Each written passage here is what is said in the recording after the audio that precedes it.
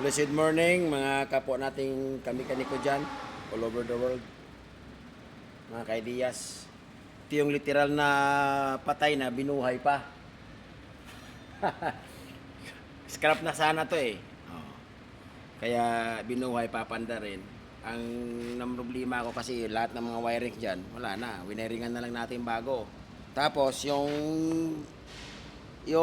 injection pump nito naka-electronic, kaya naka-supply siya ng 12 volts. Connected pa siya sa flywheel para sa niya, current niya siguro yan. Kalimutan ko na kung anong dapat itawag diyan. Ngayon, ang ginawa natin mga kaidiyas, kasi nandyan si engineer eh. Mahirap naman na hindi tayo magtatrabaho na walang engineer. Di ba? Pag nandyan ang engineer, kailangan trabahuin yan. Ang ginawa natin, nakakita ako ng injection pump na luma. Hindi siya luma, bago, pero para sa ibang makina. Ang kagandahan lang, pareho sila ng Bendix drive. Ngayon, kinabit ko na. Sa awa ng Panginoon, mapapaandar natin. Pero, ang on-off nito is manual na, naka-manual. No? Pwede naman lagyan ng 12 volts na ano yan, na tawag doon, parang controller niya. Subukan natin kung aandar mga kaidiyas, ha? Ang switch nito, galing pa to sa Germany, ito. Direct siya sa ignition coil. Yan, direct yan, no?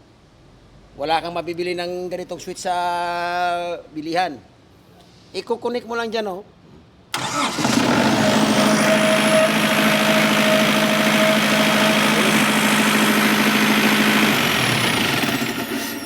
Yon. Mandar na siya. So, hintayin lang muna natin yung radiator niya kasi pinaayos pa. Saka natin ikabit dyan at titingnan natin kung may power supply na output. May power output na 220 volts, 460 volts yung ating dynamo. Ano, engineer? Ano masasabi mo? Napakagaling mo talaga. Talagang hangang-hanga ko sa'yo. Magaling ang Diyos dahil binigyan tayo ng idea, engineer. Sige. Yan, si engineer ni Bris yan, mga kaidiyas. Tingnan mo yung mga tindigan, no? Salamat sa Diyos. God bless.